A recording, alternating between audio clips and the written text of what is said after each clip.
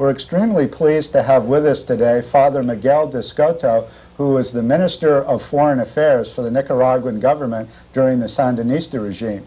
Father Descoto was born in California in 1933 to Nicaraguan parents and returned to live in Nicaragua at the age of 1. He attended secondary school in Nicaragua, but then returned to the United States for his undergraduate studies. He earned his BA in 1956 at Maryknoll College and his MA in religious education at the Maryknoll Seminar in New York, and was ordained a Maryknoll priest in June of 1961. In 1962, he received an MS in comparative journalism from Columbia University's Pulitzer School of Journalism. In 1962, Father Descoto went to Chile, where he founded the Institute for Neighborhood Action and Research in Santiago and served there for some years. Father Descoto also became involved with the Sandinista Front for the National Liberation of Nicaragua in the late 1970s. In 1977, he helped form the group of 12 that composed of professionals and intellectuals who supported the liberation movement in Nicaragua. After the victory of the Sandinista Front in July of 1979, he was appointed to serve the newly formed government as the foreign minister of Nicaragua and held that position until after the 1990 elections. So we're extremely pleased to have you with us today, Miguel. Thank you for coming. Thank you for inviting us. What we want to do is to kind of provide you with a historical perspective on Nicaragua and the Sandinista Revolution, what they accomplished, and what has happened since then. Father Miguel, can you give us a bit more information on the origin of the Sandinistas? The fact that it was particularly, not particular organization, but a front. They called it a front. What does that mean? You know, it's not really a front in the usual sense of a front. Means several organizations that merge and come together. The Frente Sandinista, in that sense, although we called it a front, we called it a front because we imitated the name from Algiers, from the National Liberation Front of Algiers. Right. And we copied, we were inspired, our young people, and they copied that name, but to make it Nicaraguan. And since we were inspired on the thought of Sandino, we call it Sandinista National Liberation Front. But it's not a front in the sense that it is not a collection of several groups that merged. It was one from the very beginning.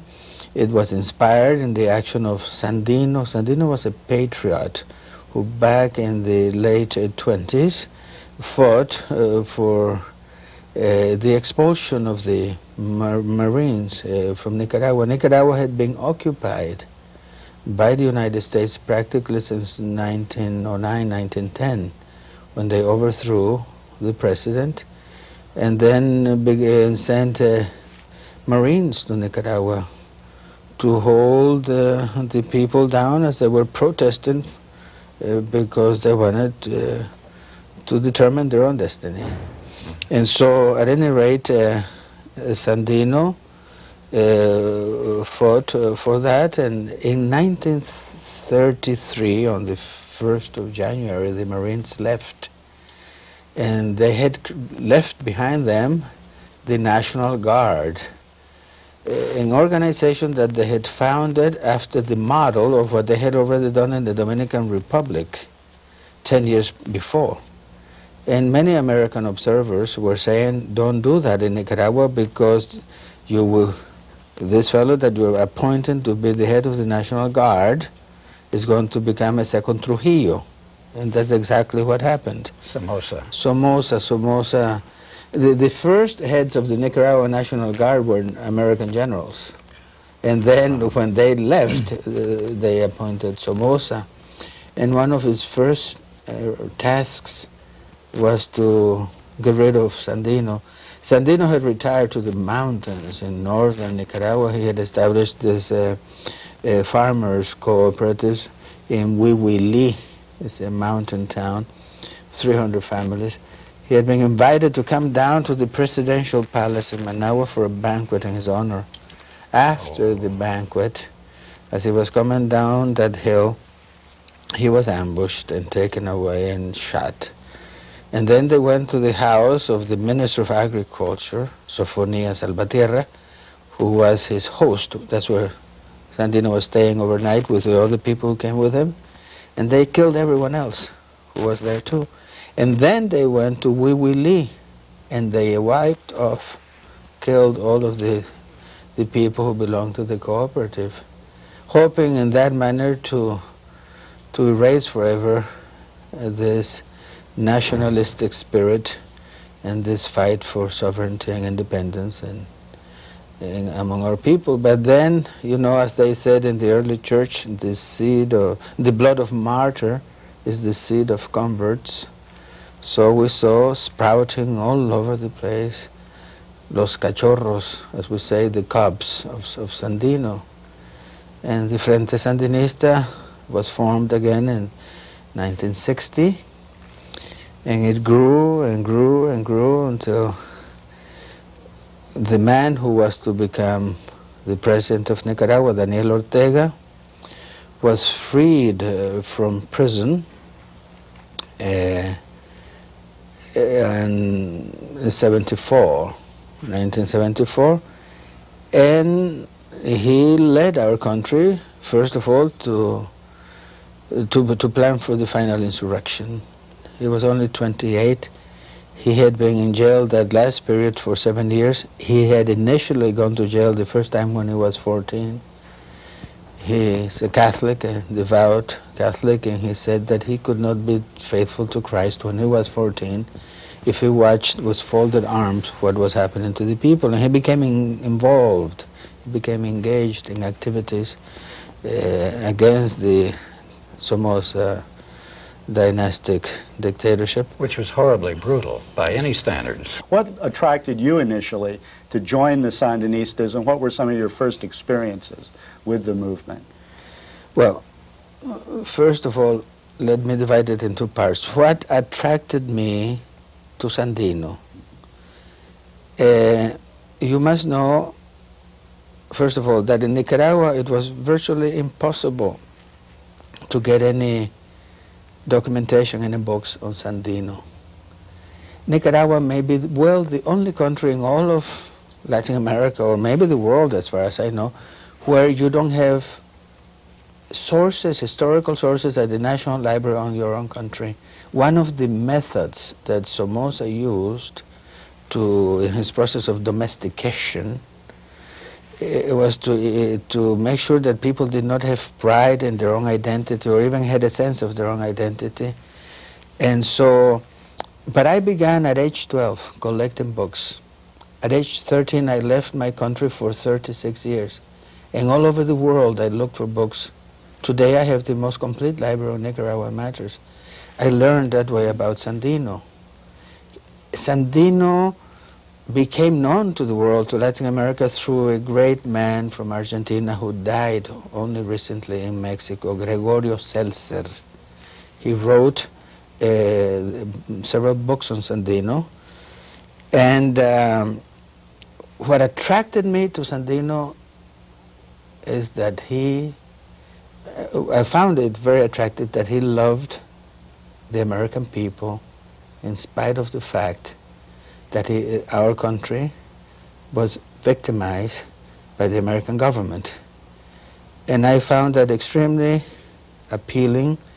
This man who really didn't have that much education, he knew how to read, and he was sophisticated enough to make a distinction between the official policy of a government and a people. And his brother Socrates, Sandino, was sent on several occasions to the States by General Sandino to speak before solidarity groups. There were many here in Philadelphia, was a great big one, in Chicago, in New York, in Brooklyn, down, not in Miami. Miami wasn't much of anything then, but in Los Angeles and like that. And so that attracted me to Sandino.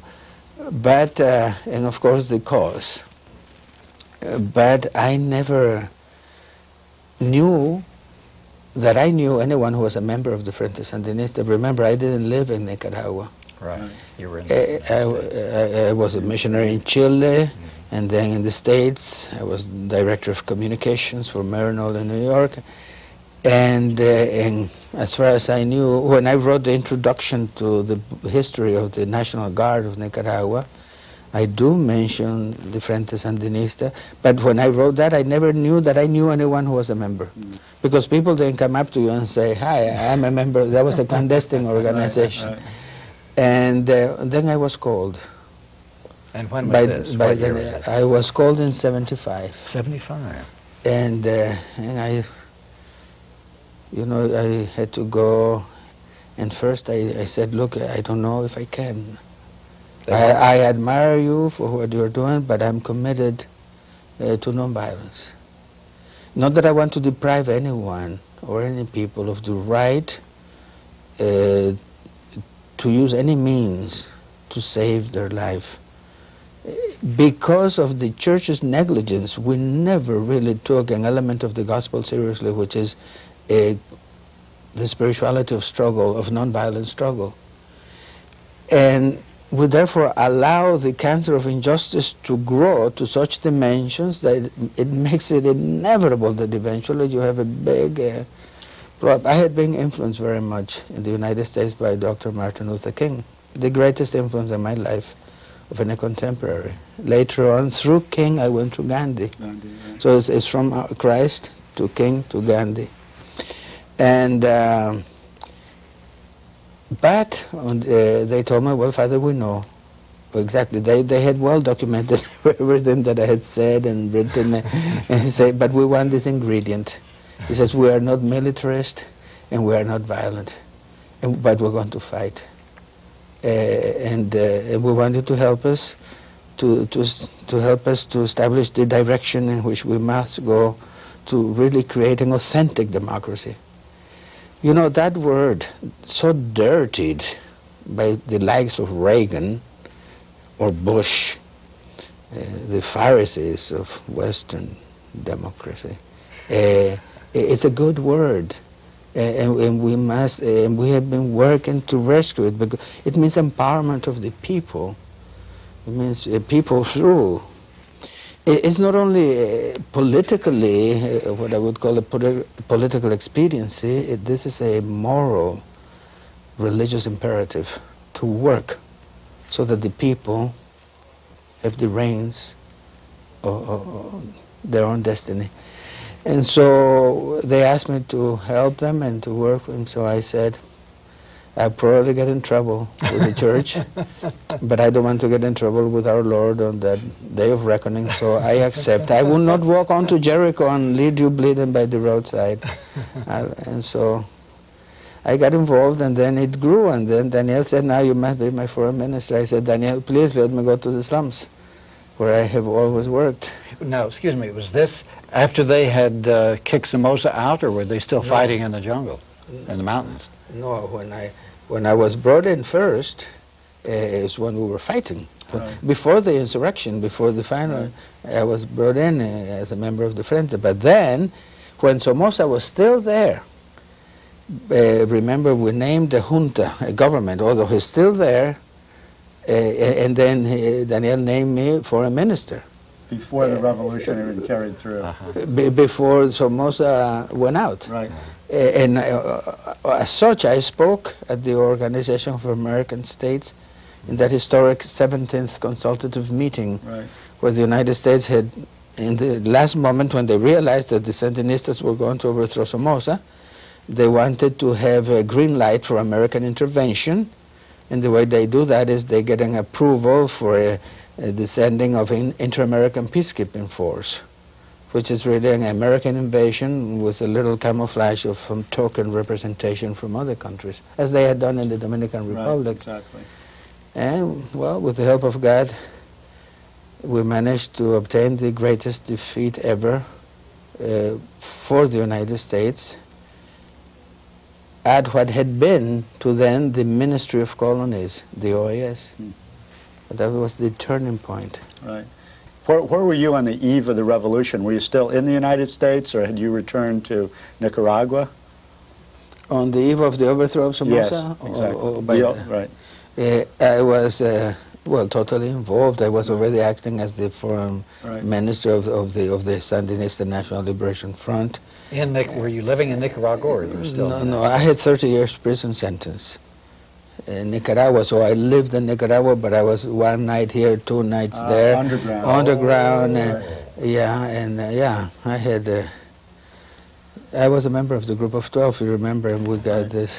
So, but I was all over. I never stopped traveling. Right. So what was it like? Somoza left, and suddenly you are the foreign minister. What were the feelings and the experiences of the early days? And what was it like? Suddenly, heavens, you're the foreign minister of a new government, a liberated country, and you yourself now are foreign minister, and have to deal with the foreign ministers of other countries, particularly a lot of those that had oppressed your people. Yeah. I never was so much like thinking, you know, like I'm the foreign minister. I'm thinking the people are suffering there, and this is what we have to fight for in this meeting, and this is the objectives here and that, and we were quite successful, and the United States tried to pin 4 against 1, and then they came to the conclusion that the reason why the 4 couldn't trap us is because, as Secretary of State Haig said, Central American foreign ministers are superstitious. They're Catholics and superstitious, and they don't want to come on full force against a foreign minister who happens to be a priest. Right. And Kirkpatrick said it was most unfair of the Sandinistas to put a priest because that somehow inhibited the other people from, and they even sent messages, one message through the Mexicans to tell us that the relations would be better if they changed it. They took me out. And I was there when Daniel got the message, and the Mexicans said, look, we are not messengers of you. But they told us. Right. Says, you tell them, you find someone else, but they did tell us. Did you have some direct dealings with Gene Kirkpatrick and Haig and some of the thugs? You remember I had those two debates with Gene Kirkpatrick on television, and she said, after the first one, she said she'd never do it again, and she was at a disadvantage. Right. That was on Nightline, wasn't it? And then on Nightline, I remember seeing. And then Ted said, well, he'll never get us together again, but he did, because the second time he got out of it by saying that I was in Buenos Aires, and that he was in Washington or in New York or something, and but anyways, we did that second one. And who else did you ask whether I met Haig? Oh, sure. Yeah, I met, yeah. He was a bit of the wall. I mean, Haig really something. Really. I remember I met him in St. Lucia in this much publicized encounter between him and I by all America. There were all the ABC, CBS, NBC. They had 2 crews, one to cover him and one to cover me. And the whole thing that they covered about the OAS meeting in St. Lucia, in the Caribbean country, was this. And I remember well when I first saw him. So I came to sit in that great big table where the ministers sit, and he was across from me. He kept trying to intimidate me by eyeing me down, you say, by giving me this great... Eyeballing you. And I said, what's wrong with you? Are you nuts? And then I kind of enjoyed talking with him, but I say he was a bit something. Then you get this Schultz, and that's a pitiful thing, because Schultz was not really a member of the inner circle of President Reagan. That doesn't function when you have a foreign minister. It must be the closest person if you're going to have a good foreign policy. And that, fortunately, was my case in Nicaragua. Has always been with Daniel. We're the closest. Any 2 people can never be. But in the time of President Reagan, the real foreign minister, for the main international issue of President Reagan was this other madman, Elliot Abrams. And Oliver North. They were basically running they were the ones war who, against your country. They were the ones who had the access. Right. Whenever they wanted to, they could get into Schultz. Schultz didn't have the guts to oppose something that in his heart he knew was wrong, but he also knew how attached, how obsessed, how pathologically obsessed Reagan was to the overthrow of Daniel, of the Sandinistas. Even though the Sandinistas weren't anywhere near being communists. As a matter of fact, the communists were opposed to the Sandinistas. The Communist Party. The Communist Party. Oh, sure. The Communist Party was opposed all the time. During our struggle against Somoza, and during our government, and now. Can we go back and pick up our story as to what the Sandinistas did when they took power? What was it they tried to accomplish, and what is it they did accomplish? Well, immediately, any revolution, if it's an authentic revolution, and ours was, at the core of our purpose is the people's power, democratization. And that implies automatically the development of respect for human rights, political, civil, economic, cultural, and social. And we began, our first effort had to do with, we saw all this energy that the combatants against Somoza had, and we said we got to harness that, is that the word? We got to take advantage of that energy and change rifles with pencils. And we told them, okay, now we are going to struggle against another enemy. One of the worst is ignorance and illiteracy. And we had that 100,000 army fighting against illiteracy in one of the greatest ever in history campaigns against illiteracy, the alphabetization campaign. We emphasize education very much. We doubled the number of students in our country from 500,000 to 1 million. Now things are slowly going back to pre-revolutionary days, but we did manage to double it. Health service for the first time in our history was going beyond the city limits into the rural areas and into the mountains. And this outposts were the prime targets of the Reagan-sponsored Contras. They killed doctors and destroyed the little buildings that we had. And also killed teachers and destroyed schools as well. The same.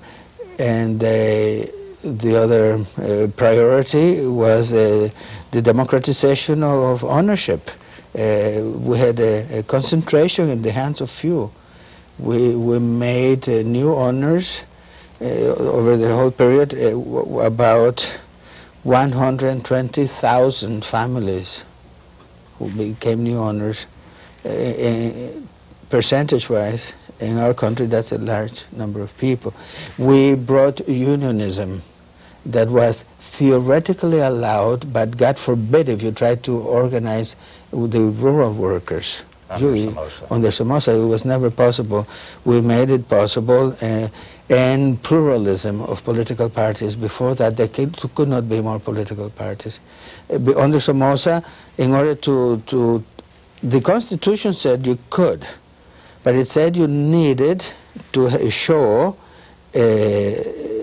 30,000 members, and you have to give 30,000, and you have to give a list of all these people, and then they would take, some parties tried it, especially the Christian Democratic Party, and they were told, after they presented a year after, 2 years, that many of these people are dead, and we have not been able to corroborate it, so they never got it. We said all you need to establish a political party is to give us the names of the boards, the directors of in 9 provinces. So with 45 members, theoretically, you could have a party. because you have, you know, the president and or the chairman and the vice chairman and the treasurer and two vocales. That's a board, and then that 5 times 9 is 45. And so we do have too many, I think, but that's natural, and eventually I think it's going to go down to less, I hope. During your first elections, the American people don't realize it, but the big election which the United States intervened so heavily on, the most recent one, was not the first election. It was in '84, wasn't it? And this was actually the first free and the last free election that Nicaragua has ever had. And you won a tremendous victory in 1984. And it was also the most observed election to date of any independent nation. We had observers from all over the world, and they all testified to the fact of how it was carried out. And there were what? There were 7 or 8 parties that vied 7 for parties, but the United States, as I was told by, I think I can say it, it's not Speaker Jim Wright, recognized to me, speaking with him in his office. He says, Father, we know it. We know that our government told Cruz not to run. So, and to say that he couldn't run because there weren't conditions to guarantee his safety or the fairness of the election. And so the United States said it wasn't good elections because Arturo was being prevented from running. And by this time, Arturo Cruz himself, speaking around in this country, has confessed to that. It was all a sham, a very typical U.S. government behavior, because I'm sorry to say, but it's so evident that lying and deceit, systematic lying and deceit, are the main tools of U.S. foreign policy. They lie that's why I worry so much about American democracy. Democracy requires an informed citizenry. In fact, there's something else very interesting. On the very night of the Nicaraguan election, where there was also an election in the United States about at the same time, it was presented on American television that some Soviet MiGs were being sent down to Nicaragua, and that this was a Soviet military threat to Central America. Later it turned out this was a disinformation story. The Sandinistas were in the process of winning a big election victory, a democratic election, and the Reagan administration wanted to cover over this fact and to present a negative image of what was going on in Nicaragua rather than a positive one. So they told this story that was leaked to the television networks, who then presented it as fact. Were you watching the American television when you heard I was watching this story, and how did you react to this? Well, it's a disinformation campaign of a classic sort. I expect nothing less from this government. But you know, the worst of it all is not only that they are telling the American people that they are concerned that Nicaragua is becoming like a great military power, and the United States is concerned that Nicaragua was going to invade a neighbor. You see, and that because of that, the United States had to send more arms down there to the neighbors. And the fact is not only that the United States was not concerned about that, but they were angry that we did not fall into the traps, into the trap of going and invading, because we had invaded Costa Rica. To what avail?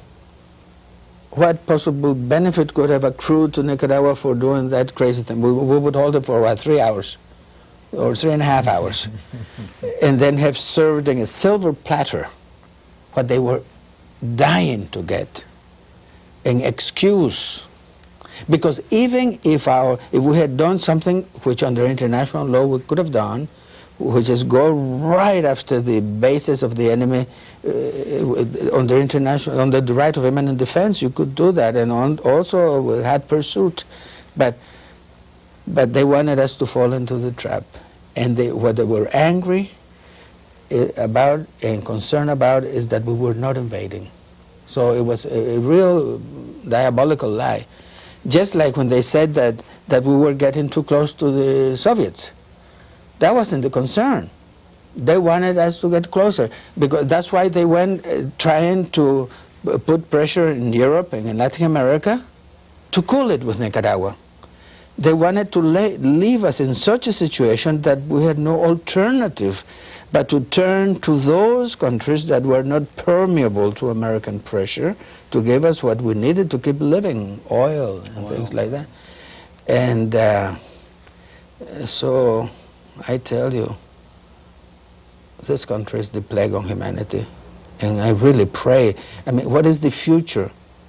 We recently met with President Arias, and President Ascona, Daniel, and myself, and signatories of the Central American Peace Treaty. I wish you had been there with your camera to tape that meeting. Some social scientists were indeed, in fact, invited to hear and it was really interesting. They were really saying why they behaved the way they behaved, what kind of pressures they were under, right, how they knew it was bad, but they didn't know what to do because the pressures were huge. And then we were talking about the third day of meetings. We were 3 days. The third day was, what does the future hold?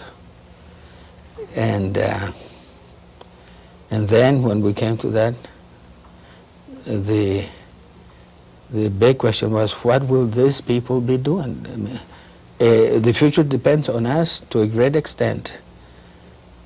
But even if we propose to do the best of things, this government from this country most usually then interferes to frustrate our plans. Look what is happening in Guatemala today.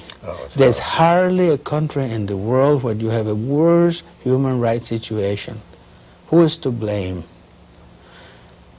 Finally, after a long struggle, the Guatemalans under Arbenz were beginning to undertake the necessary steps for the reforms that were long overdue in Guatemala. It was a democratically elected government.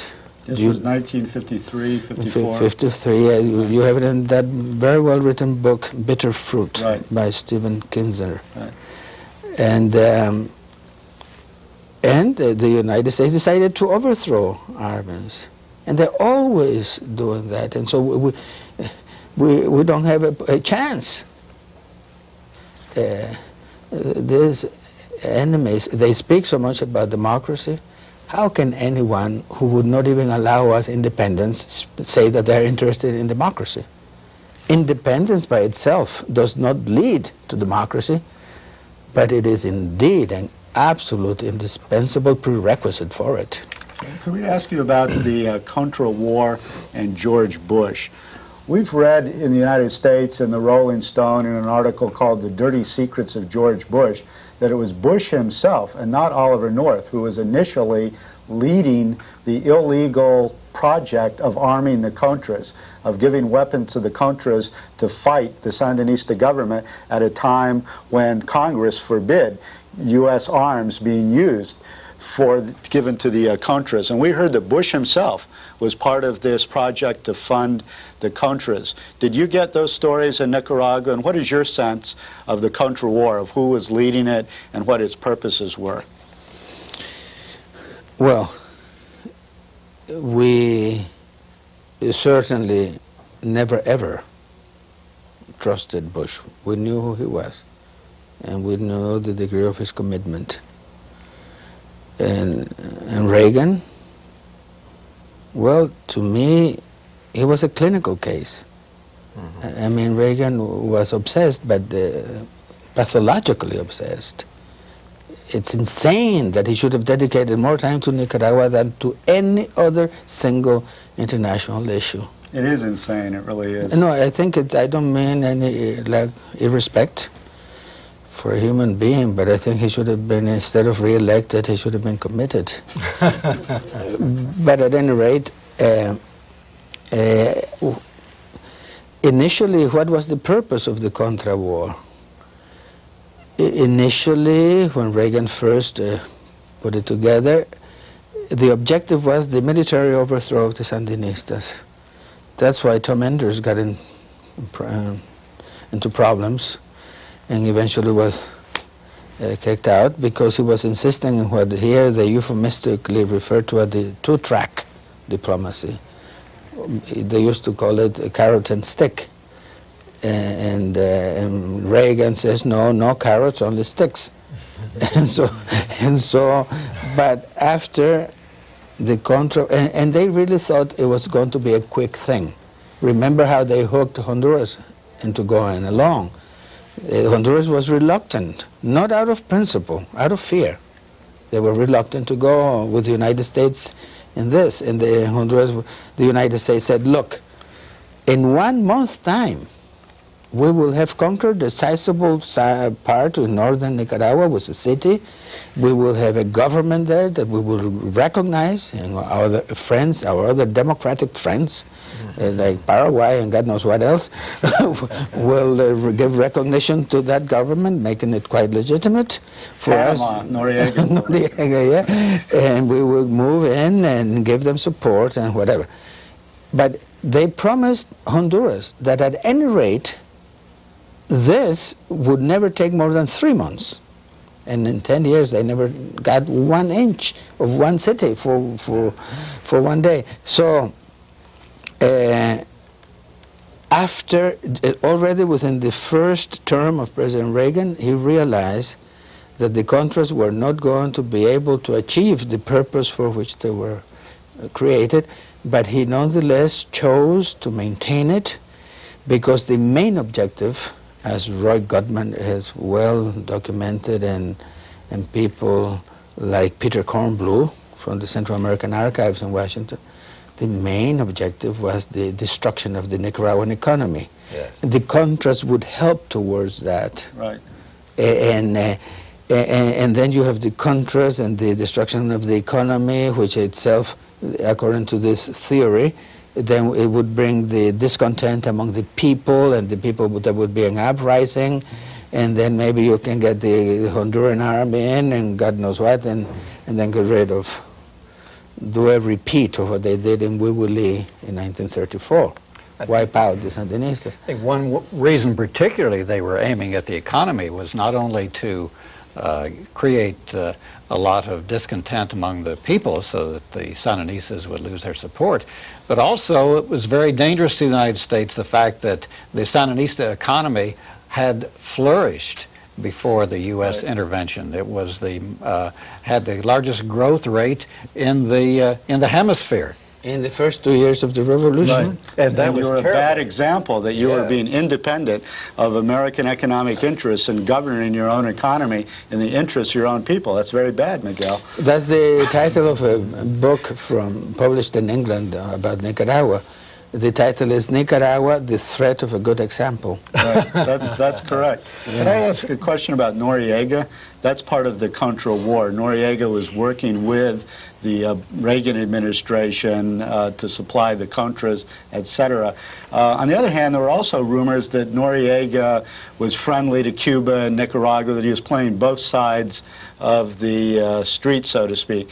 Any leader, any government official or head of state, if he's going to be a good asset for the CIA, must play it both ways, must have. He's not going to be efficient if he doesn't have relations. Right, true. So that's not surprising, and it is true that Noriega had these relationships, and what is also true is that whatever he did in regards to drugs and that was with the full approval and knowledge of this government, who usually plays the role of the international hooker. Yeah, just to have a greater possibility of control. Right. And so, and Mr. Hooker is the President of the United States. I may be kicked out for saying that, you know, but so I say that because I believe it.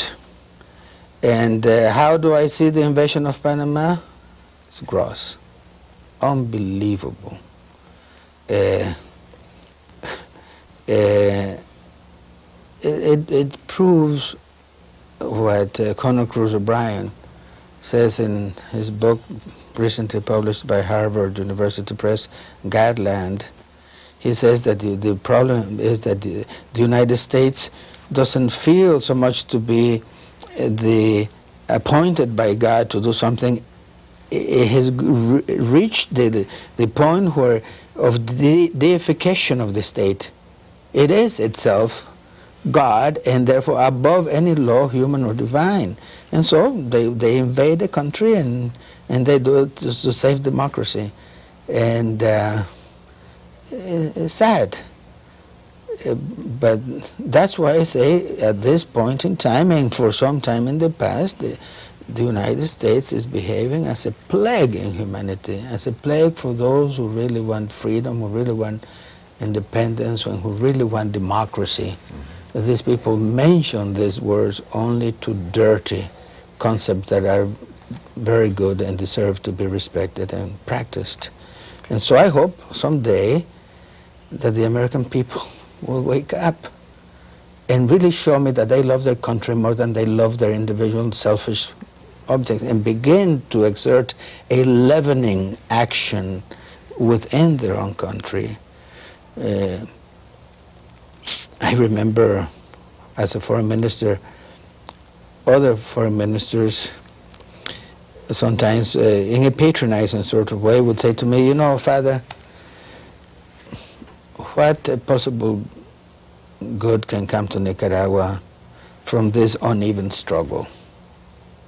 Why don't you forget about it all? And you know, and then I would answer, what would be the future of the world if there were not countries willing to stand up, regardless of what happened to us? Christ was crucified, and I think those who stand up, Dr. King was killed, Mahatma Gandhi was killed. Our country was sentenced to death by the United States because we committed the heresy of saying that we upheld the principle of sovereign and legal equality of all nations, regardless of territorial dimensions or economic or military might. And this, according to this U.S. state religion, is heresy, and we must be burned to death. With the collapse of the Soviet Union and the Eastern Bloc of countries, there's no recourse. There's nobody to help any of these smaller countries. Yeah. And with the abdication of Europe, Europe has become a great big supermarket. Because the European countries were helping Nicaragua for a while. Yeah, but I saw it in the Gulf War. I mean, the Gulf War need not be. And I remember talking to people like President Mitterrand, why not say it? And to Andreotti, and they've gone to Bonn and gone not only to King Hussein but to other capitals, and then to Saddam Hussein for a long time. And I realized that there was no need at all for any war. Not that I'm justifying certain actions or the taking over of Kuwait, but there are means for peaceful settlement of controversies. But the United States wanted to expedite that process because they wanted to try out the new Qatari, and this country that presents itself as a beacon of uprightness to the world became involved in an obscene orgy of blood, and the American people reveled in it, and that's a shame. It was the first pornographic spectacle that you could ever imagine. Sheer pornography, the way the American people reveled. And they presented the crimes that were being perpetrated as the latest Qatari game, forgetting that behind those dots and behind those lights, whatever you saw there on television, it was real people who died. Right. Can we talk about a couple of more subjects in the time we have left?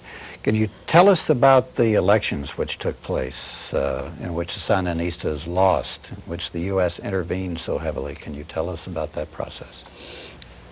We advanced the elections by almost a year. Yes, I can share with you that I was initially the one to recommend to President Ortega that we do so. My responsibility was foreign relations, and I said, look, maybe this fellow is different from Reagan. Many times as a result of my conversations with U.S. senators, we would do certain things in such a way as to enable Reagan to step off and say that he won, claim victory. We would do certain things. It was served for him to say, because the senators will tell me, Father, he needs to save face. So don't make it too hard. Do this thing and do this, that, and do that. Things that we were going to do anyway. That was not in contradiction with our principles, and so we would do it. But I told the senators before, forget it. I'll do it so that you will know something more about your own government and your president, to show you. And eventually they came to tell me, Father, you're right, never again are we going to ask you for a gesture. You were right to begin with. But I said, I told Daniel, I said, maybe this fellow Bush is different. Let's try him out. And then I said, maybe if we have the elections quickly, but I said, do not expect that he will even talk to us, even if we say that we're going to advance the elections. He will invite to the Oval Office, I said, whoever is his choice. But I had no clue ever that it was going to be Mrs. Chamorro.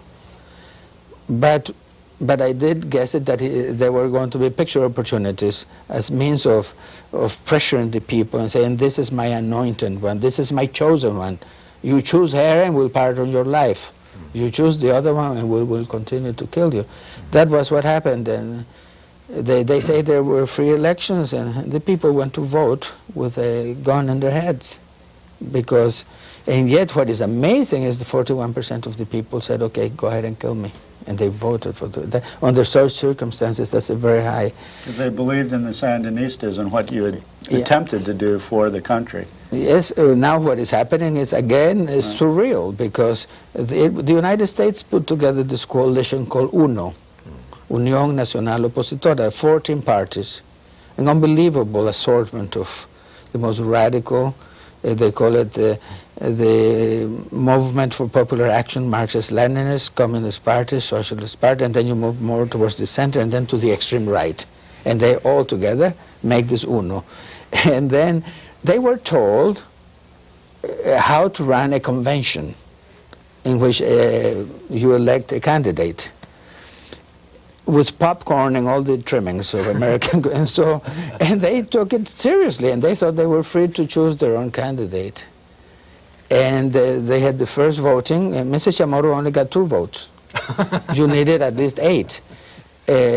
Someone who represented private enterprise got 6. His name is Bolaños. And then Virgilio Godó, who was the vice president, got 6. And then Washington is worried. They sent down an emissary. But anyway, they had a second round of votes. It was a repeat performance. Mrs. Chamorro is about to withdraw, to free those 2, so that maybe the stalemate could be resolved. The State Department says, no, Mrs. Chamorro is the candidate. Otherwise, there is no help, economic help for the elections or after. And so she wasn't really freely chosen.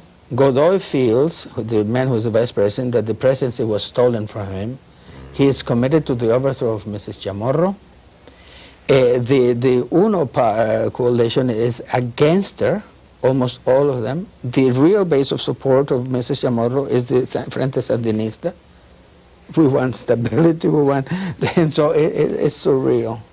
And the other people feel betrayed by the United States because they talked about so much money that was going to be given, and they're giving crumbs. Right. The international team of experts from Oxford, from Harvard, and from the United Nations Economic Commission for Latin America, from ICLA, they established the amount of damage caused by $17 billion. And the World Court said that the United States had to pay for reparations, for damages. But they pressured Mrs. Chamorro into forgiving the United States. What a shameful thing. And she, with her bourgeois logic, went on television and said, it is not good manners to ask a friend to pay up. So we are forgiving the United States because they are so good. They are so good to her. She feels indebted because she's president. But anyway, we have to put that behind us. We got to see now how, while the United States is looking in another direction, We bring the Nicaraguan family together. We work for the interest not of a party but of the people, and things are moving, I think, in this direction, although the hardships are great. Well, also, they've dismantled a lot of the gains made by the Sandinistas, have they not? Yes, but they threaten to dismantle more, but they haven't made, well, certainly in education, certainly in health. And land reform? They're letting the old landowners come back? Not really. No, that has been stopped. Oh, okay. And we have had good gains in that area because, for example, they come out with this idea of privatization as if it was something new. We were, little by little, pushing this for years. And we would have continued. And we said, we are not against privatization, or on the contrary, we're for it. But privatization, don't forget that the poor people are also part of the public who should have an option to buying a part in those enterprises. And we insisted on, at least in the sugar industry, on 25% going to the poor, that they not be redlined and prevented from credit to buy. And we got it. And then the big battle these last few days has been that we didn't want the worst 25% because some of those sugar mills are run down and not good, and then you have others that are very modern and sophisticated and great. And then if they had it their way, the workers would have gotten the bad ones. No, they got the better ones. So you do that. The role of the Frente now is to be a kind of a mediator between the people that are every day better organized and the government. And now the government has asked the Frente Sandinista to prepare by June of '92 proposals on how to mitigate the suffering of the poor which results from the economic adjustment measures, how to more equitably and justly distribute the sacrifice, as it were, of the belt-tightening policies. So you're fairly hopeful of the future of your country, then? I am an incorrigible optimist in spite of all the things. I believe in God, and that means I believe in people, and I believe in history, and I believe in our people are valiant. I don't believe that things happen by themselves. Right. We got to do it. But I work every day as a community organizer for the empowerment of the people in the slums, and it is there that I get my renewed faith and optimism, in spite of the fact that the suffering is huge, and that I cannot ignore the fact that any other country with the same kinds of social pressure, what you would be reading about is looting of supermarkets and bombings and tanks coming out. And I just hope that we are able to lessen that tension, because everything human is limited and finite, even the proverbial patience of the Nicaraguan people.